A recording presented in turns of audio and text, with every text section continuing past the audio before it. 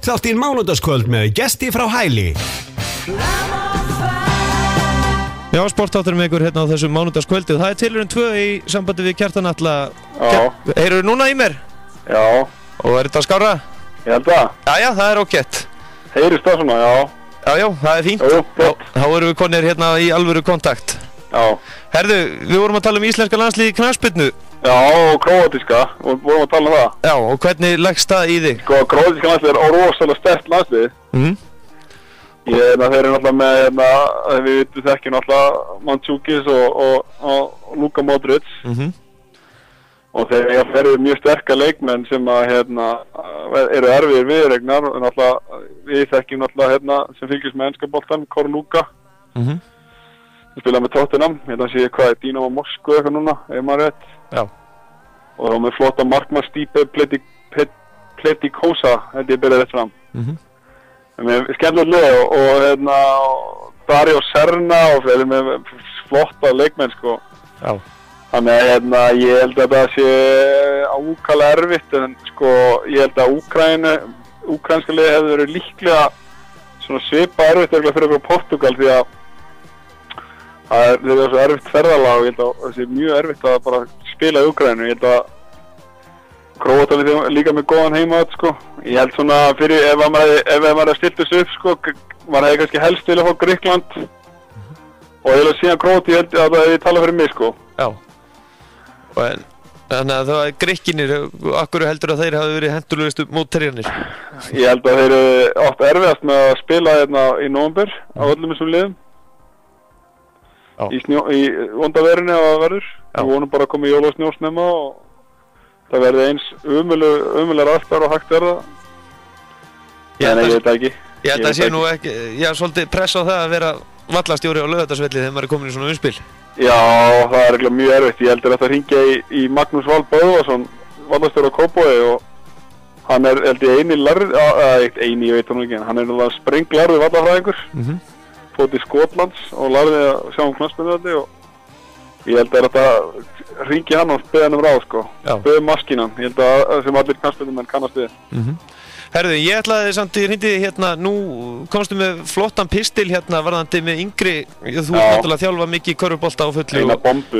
Enga bombu og þú varst hérna, við vorum bara hérna, þú varst að gefa ákveði ráð bara til foreldra í körfuboltanum.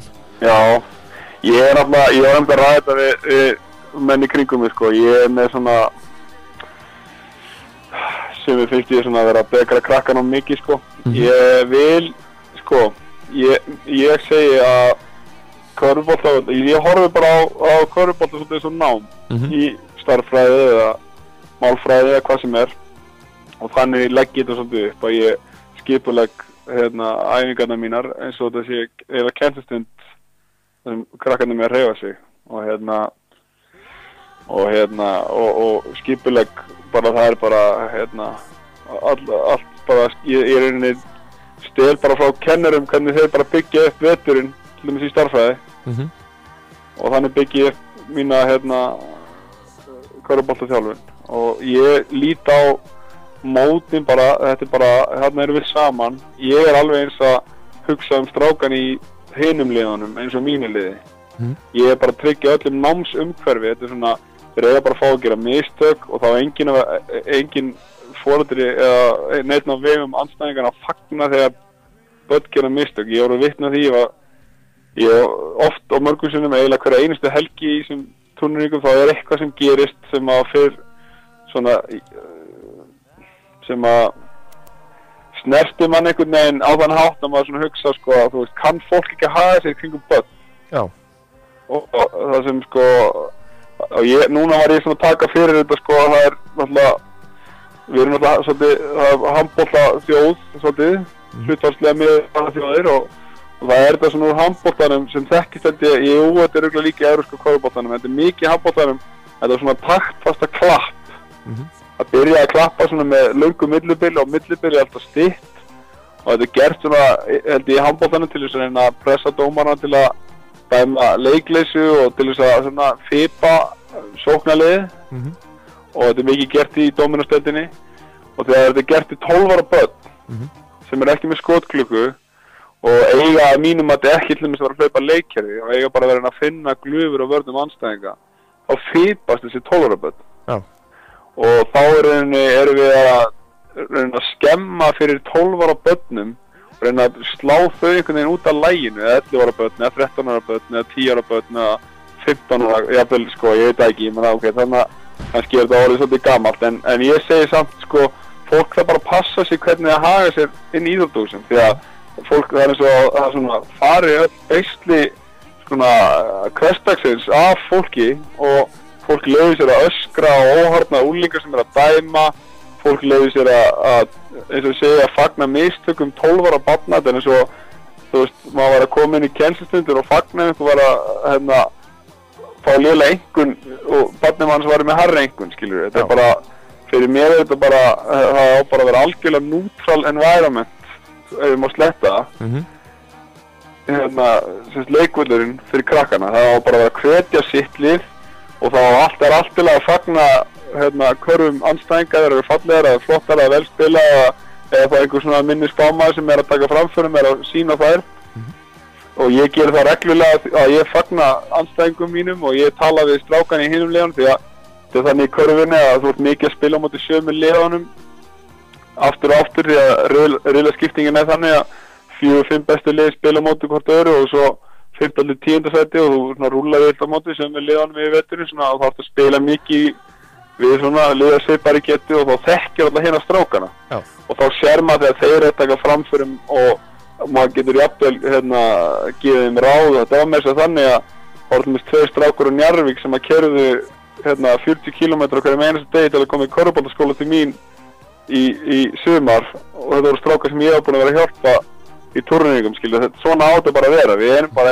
saman til þess að við erum að hjálpa krökkunum og þau verða kannski ekki allir atvinnumenn en við þurfum bara að tryggja að upplifunin að vera góð og ég er kannski ekki, þú veist, og þessi pistill sko er náttúrulega kannski, þú veist, þetta er ekkert eitthvað rosalega gróft að vera að klappa, skilja, ég er ekkert að tala hennan sem við kalla forða vanda, ég er ekki að meina fólk er að kalla eitthvað niður til hluti, ég hef ekki mikið kannski heyrt það, þú veist, að fólk sé að kalla það inn á völlin börn og sem betur fyrir, annars myndum maður náttúrulega láta í sér heyra, en þetta er bara einhver menning sem er komin, að það sé, þú veist, að það eigi að sé hlutverk áhorfenda að fipa andstæðingin og truflan, það er allt í lagi meistaraloki, skilur við, en mér, og þú veist, allt í lagi, þú veist, orðin, ég ætla ekki að fara að setja kannski einhver punkt yfir aldurinn, sko, hvenar þú átt að fara að trufla andstæðingin, en ég spil líka þarf endilega að gefa það, skilur,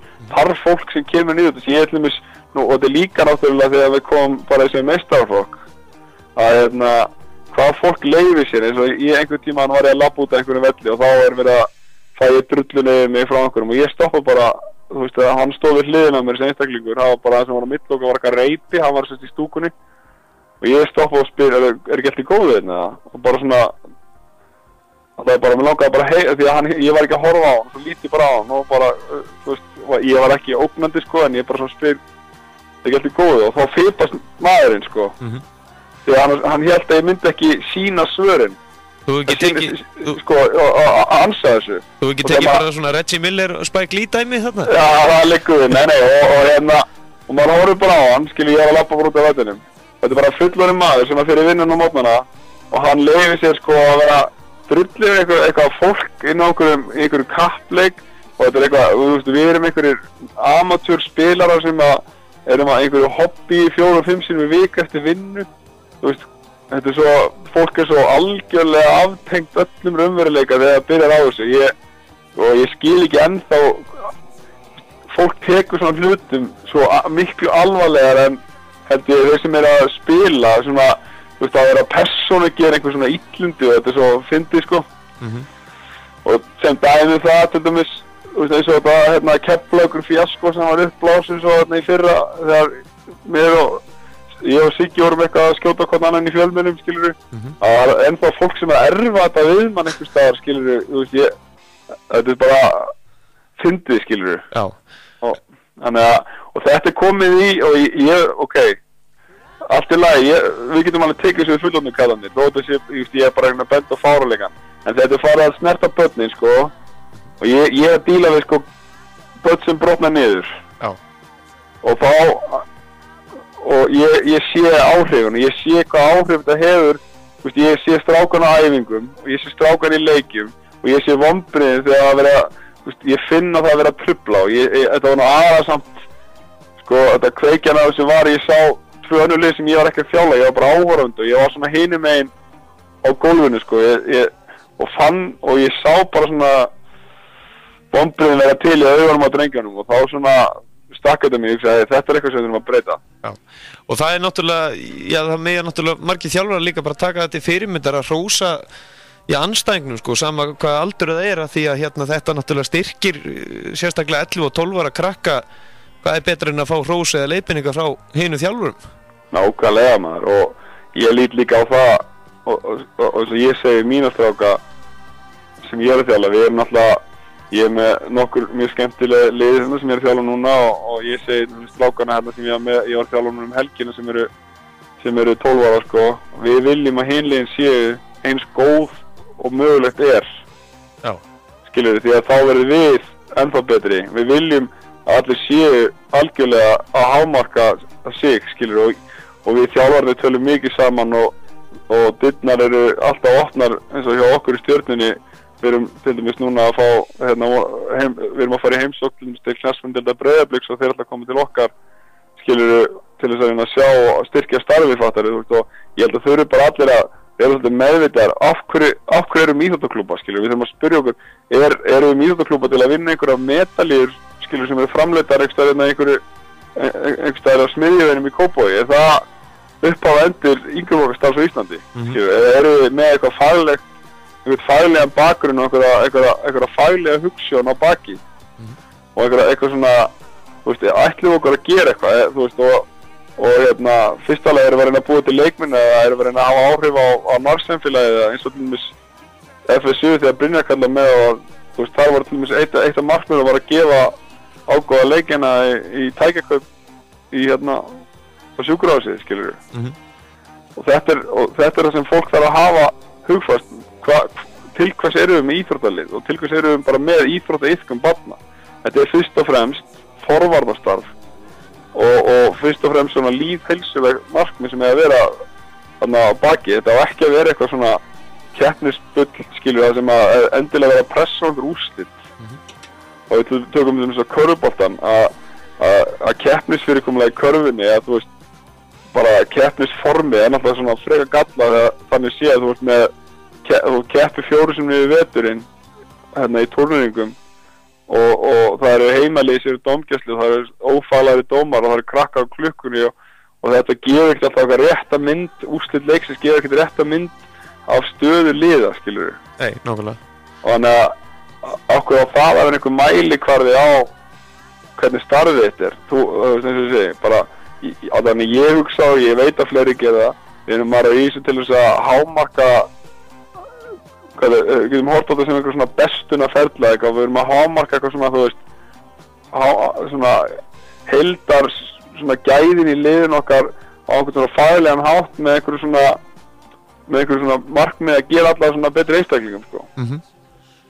Og þetta bara helst svolítið í hendur við þessa pælingar sem að margir þjálfarar eru með og það er svona vakning held í þjálfuna, þetta er svona meira snýst það.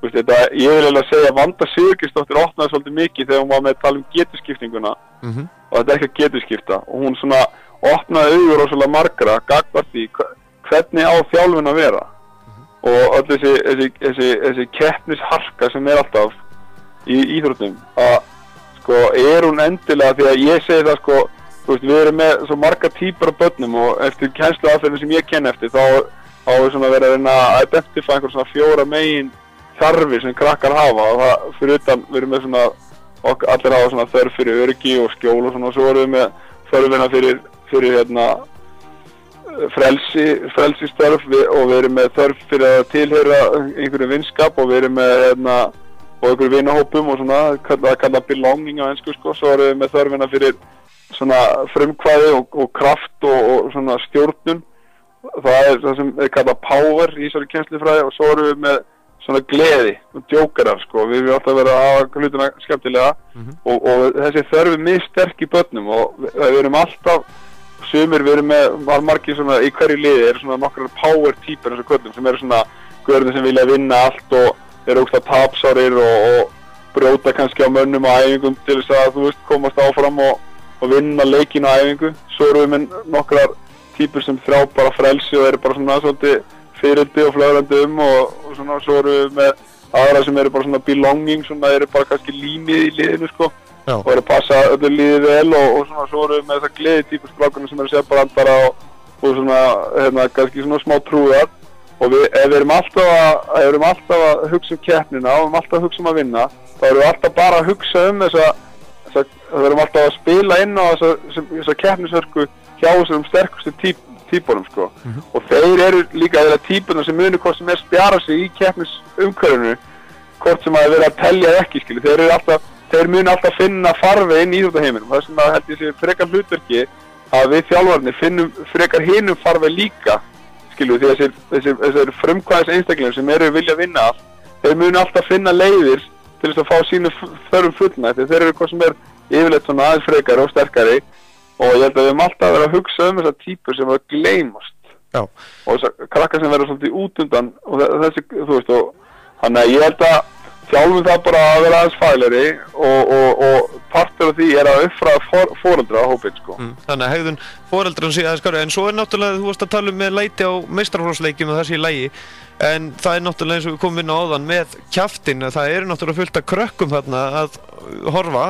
Já, og eru áhorfendur líka og sjá svo foreldrana þarna. Já, það ótrúlega fyndið hvað eins og ég segi, þú veist hvað þetta lítil tengsli við veruleikann og svona, þú veist, ég meina, ég nú bara hugsa sko, þá ég hugsa að við meistaraflokksmenni getum, maður tekur þessu alveg sko, maður horfir bara upp í stúku og maður sér eitthvað lið sem að, þú veist, já, ég dæmi sér bara sjálft með að byrja að rífa kjaft sko, maður svona lítur, það hérna, þú veist, nokkri hérna á Suðurlandinu sem maður hefur séð og sem að leyfa sér. Þannig að í einu nágranna sveitafélagi þínu þá var þarna í Hveragerði var hann alltaf alveg einstaklega virkur í að rífa kjaft sko. Svo sér maður bara að liða eitthvað út í sjoppu eða eitthvað og þú veist, það er þetta bara, þú veist, þetta eru bara hávara raddir sem að, þú veist, einhvern veginn bakkar hlutin ekkert upp sko, skilur, og hávarinn ekkert að segja nema bara hvað, nema sé hátt og öskandi en já, þetta fólk að hugsa börn, skilur, vera á leikjum og ég meina, þú veist, eins og á daginn þá í einu leik, þá var barnið mitt á leiknum og fólk að drulliði mig, þetta finnst mér leiðilegt að stelpa mín heyri fólk fyrir eitthvað, þú veist, kalla á mig, en ég meina, ég tek alltaf þessi ákvörðun bæði með því að barnið mitt sé á leiknum og að ég sé inn á vellinum, skilur, og kannski gefur maður eitthvað skotfæri á sig, en ég held að fólk ætti að hugsa sér hans tvistar sko og ég held að það þurfi bara, þú veist, hann oft búið að tala með daginn, það er sem ekkert að gera í sig, menn að fólk bara kemur á leiki og það er bara að fá að hafa sér eins og það vill og en það dæmi sem alltaf bara sjálft og svo bara vonandi á endanum þá bara kemst, hvað að segja, svona siðferðisstig þjóðarinnar nógu hátt til þess að bara þetta hætti sko. En svo þetta ansi, já, skemmtilegt reyndar að hluta til líka þegar það að hlusta á fullorðið fólk úr sitt hvoru að rífast þarna við dómarunum eða hvað sem það er. Já, þetta bara, þú veist, þetta bara kjána háttur skilur sem þetta fyndi, mér finnst það fyndið og mér finnst þetta, og mér finnst fólk dæmi sig bara sjálft að ég nú yfir svona móti, ekkert yfir, bara eiginlega alveg á móti boðum og bönnum og vera að henda mönnum eitthvað út og ég held að fólk verður bara að fara að sjá sóma sín í því að taka eins til hjá sér ef eina lífsfyllingi þeirra er að mæta okkar að leiki hjá einhverjum íslenskum áhugamannaliðum og drullaði menn sem það þekkir ekkert. Herði, en nú áður en ég sleppi þér þá verð ég náttúrulega að fara stutt í dómaradeildina þó ég veit að þú viljum nú helst ekki tala fyrstu 2 leikina. Já. En það var stjörnufall allan að síðasta föstudag þegar þið kíktu í Þorlákshöfn og komu Þorlákshöfn kannski ykkur bara óvart eða? Ég veit ekki hvort það kom okkur óvart. Ég held að bara við kom okkur sjálfur svolítið óvart með hvað gátum verið ógeðslega lélegir. Auðvitað, sko, ég held að ég held að það er ekki komin góð því að mörgu lið, ég hef alltaf haft trú á maður hefur alltaf trú á liðum að spenna, sko. Og hann með flotta strákarna sem eru búin að bíða þolinmóður á bekknum í undanfarin ár og ég held og Raggi Nat náttúrulega, Nat-vélinn að trukka sig í gang, sko. Þetta var bara, þeir voru bara miklu betri en við, sko. Það er virkilega gaman að fylgjast með honum Ragnari núna, framfarirnir, sko, sem hann að taka. Já, þetta annað sem við komum að í íslenskri körfuboltaþjálfun og yfir að við erum með sko, stóra menn, stóri strákar gegnum tíðina hafa við bara komið á landsbyggðinni og kenningi á Snorri yfirþjálfari Stjörnunnar erum búin að pæla mikið í þessu og svona rannsókna spurningin er eiginlega sko eða svona kenningin reynir svo að í borginni þú ert með miklu fleiri krakka og þú í minniboltanum og yngri flokkanum þá eru liðin yfirleitt, þá eru sko þeir sem, eins og ég segi, meðan við erum alltaf að tala alltaf að bæði þessar keppnishörku, þá erum við automatist að taka þessar stráka sem eru svona litlir, fimir, með miklu öfgetu og við erum að láta þá alltaf í bílstjórasæti því að þeir eru innan gæsalappa bestir í flokknum. Og stóri strákar sem eru lengi með hægan hreyfi þroska eða svona setni að ná hlutunum og svona það eru bara erfiðara fyrir þá að ná svona finnfengingum framan af með þeir að læra hann að stóra skrúa. Þeir detta aftur úr. Já. Og eins og með Ragga að taka svona stráka, hann var frábær, hann var bara í hamri og það fekk hann alltaf séns og það er ekki fyrir Petur Ökvist kemur henni og bara fyrir að gefa henni séns og hann fær tækifæri bara til að blómstra. Það var alltaf að gefa stórum strákum í körfubolta fleiri tækifæri til að blómstra. Því að þeir eru sko, eins og við segjum á ensku, þeir eru premium. Það er erfitt þú getur ekki kennt neinum að vera stór og þú þarft hæð í körfubolta. Nú er ég talað svona til að búa til sem besta landslið okkar. Og það er æðislegt að við hefum A-landsliðsþjálfara í Petur Ökvist sem bara sér þetta og tekur Ragga og hann gefur honum séns. Það er ekki alltaf þessi lenska og mörgum íslenskum körfuboltaþjálfurum að það svona tala niður til stóra stráka og svona láta þá sanna sig og láta svona vera að brjóta niður ef það er ekki nóg góðið bara strax. Það var að gefa mönnum séns. Og Raggi er bara uppskera á harðri vinnu á sjálfum sér. Hann er með þjálfara sem skilur hann bæði í félagsliðinu og í landsliðinu. Og ég held bara að sky's the limit fyrir strák. Og það er bara ótrúlega gott að við erum farnir að stíla inn á þetta. Við þurfum að taka stóru strákar. Þetta er líka með Stefán Karl í Snæfelli. Þetta er 2 metra strákur frá Akureyri. Sonur Torfa Loðfíls, Kraftajötuns. Þetta er strákur sem er farin aðeins með landsliðinu. Hann er 19 ára gamall. Þetta er það sem við þurfum að gera. Það eru fleiri stóri strákar eins og hann Svavar Ingi frá Selfossi og strákar sem þurfa bara að fá mínútur, sénsa, tækifæri og trú til þess að fá að bara vaksa. Þetta er framtíðin okkar. Og Raggi er sko fyrir mér þegar maður horfir fram á það hann einn af miðpunktum landsliðsins því að ef við hefum góðan stóra mann getum púslað kringum hann þá erum við í fínum málum. Þannig að við hefum Nóa bakverðum, við hefum Hauk Helga sem er flottur, við hefum Ægir sem er út í Svíþjóð, Jakob á eftir nokkur ára og Jón kannski vonandi, þeir eru náttúrulega jafngamlir, Hlynur kannski 2-3 áskilur, það getur allt gerst.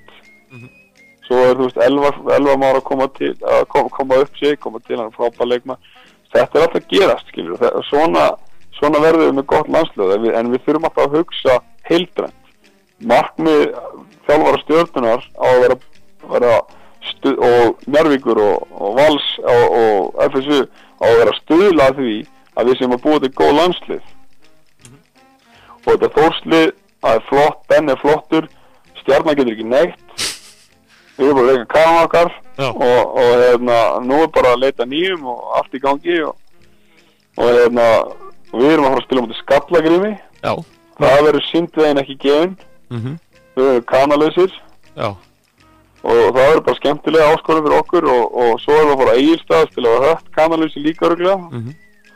Þetta er bara veistla, Gestur. Já, það held ég nú. Og þú ert að fara þá að keppa núna á 5. daginn við gamla, lærlinginn. Já. Orra Jónsson og Lundi. Já. Já, hann við spilum tvisvar við á núna undirbúningstímabilinu. Það er alltaf gaman að spila Orra, hann ég hef alltaf svo trú að hann getur orðið alveg flottur úrsliðlega leikmaður og rúmlega það og ég held að hann ennþá eftir að taka fram fyrir mig strákur. Ég held að hann er í góðum höndum hjá Pálma og Sævarsinni og Finni Jónssoni, þjálfurum Skallagríms og ég held að Orri eftir að blómstra ennþá frekar í vetur. Já, bara láti ekki stelpurna trufla sig. Já, hann er alltaf hrikalegur í því. Og svo er gaman að sjá hvað gengur vel í AFSU. Svo langar mig líka að segja frá því að þegar þú alltaf sendir mér póstum alltaf hringi mig og heyri mér þá fór ég í Árborgartreyjuna mína. Nó! Þannig að ég ligg hérna að sitja hérna segja heima í Árborgartreyjunni. Og ætlarðu þá ekki bara að fara að skrifa undir eins og Eiríkur Rafael og Tómas Sjöberg? Þetta er nú gleði fréttir, sko, þetta er náttúrulega tveir hérna, Eiki og Tommi, þeir eru upp á snartnumverunum mínum á Íslandi, sko.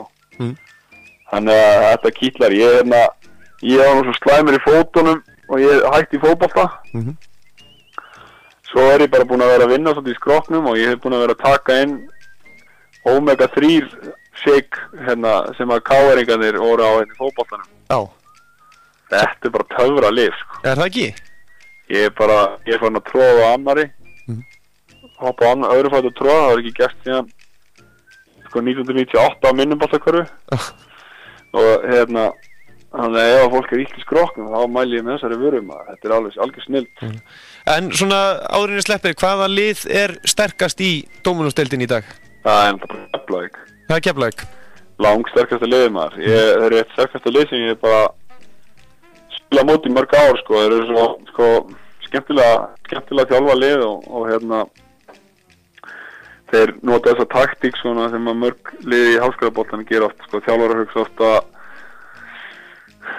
með að fara í svæðisverð þá geta þær stýrt svolítið hvaða hitlið það þarf að gera sko. Hún þarf að vera vel leikinn og hún þarf að vera á háu tempói til að virka og það er bara það sem hann er að gera. Þessi Andy Johnston, ég er mikla trú á sem þjálfari. Ég er búinn að óska eftir því að fá að komast á námskeið hjá honum því að maður þarf alltaf að læra þessum stillingum sem koma inn og þetta er einn af þeim og Falur Haraldsson ég held að Andy hafi verið aðstoðarþjálfari í gamla skólum hans Fals hann hefur greinilega vita hvað hann var að fá því að þeir náttúrulega létu hana mjög góðan þjálfara að fara í Sigur Ingimundar sinni því að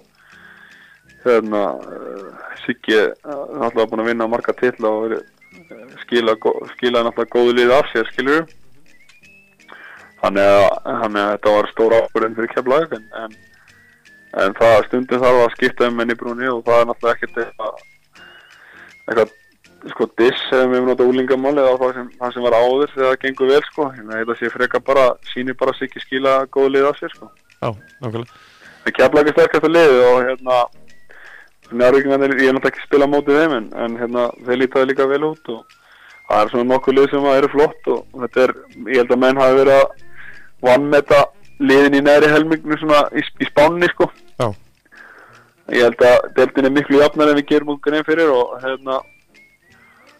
það er gaman að sjá menn íslenska strákar stíga upp í þessu nýja kanakerfi sko. Já. En svona, ég er síðasta spurning að náttúrulega Dóminósdeild kvenna hún verðist líka bara vera ansi jöfn.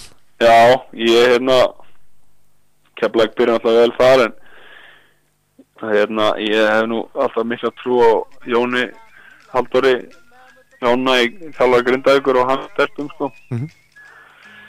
Þannig að ég held að það er minni enda uppi sem sterkasta liði. Ég held að það sé bara eiginlega engin spurning. Valur er alltaf líka með gott lið og Gústi flotti þjálfari og ég er nú ekki séð neitt leik, hann var opbóðslega erfitt að ná að fylgjast með einhverju. Ég er náttúrulega þjálfa, ég er að þjálfa 5 flokka og spila með einum og svo er ég fræðsluðum KKÍ. Þannig að það er nóg að gera sko en maður svona fylgist með þessu og ég tippa á Grindavíkur sigur sko. Já. Og ég held að það muni bara það verður svolítið samfærandi í vor sko. Það er bara að slípa sig saman. Kjartan Atli, þakka kærlega fyrir, alltaf gaman að heyra í þér og maður bara vill eiginlega helst aldrei sleppa þér, það er bara þannig. Já, ég er alltaf gaman að heyra í þér, gestur minn, og ég skilja kveðjum á Suðurlandi. Skiljum því, þakka þér fyrir. Áfram Árborg. Já, já, þarna traustur, sunnlendingum hérna, mikill Árborgari, það er þannig, Kjartan Atli Kjartason, þakka nú kærlega fyrir þetta góða spjall, en þeir eru að koma sér fyrir hérna tveir höfðingja, það er Einar Sverrisson, leikmaður Selfoss í handboltanum og Birgir Örn, leikmaður Árborg í handboltanum. Það er nú bara þannig, tvær stjörnur hérna. Við ætlum að fara í gegnum handboltan, við ætlum að heyra í Arnari Gunnarsinni í Noregi og svo ætlum við líka óvænt að hringja í einna markahæstu leikmönnum landsins í dag í Ólafsdeild karla og þeir þekkja hann náttúrulega mjög vel, leikmann Hauka.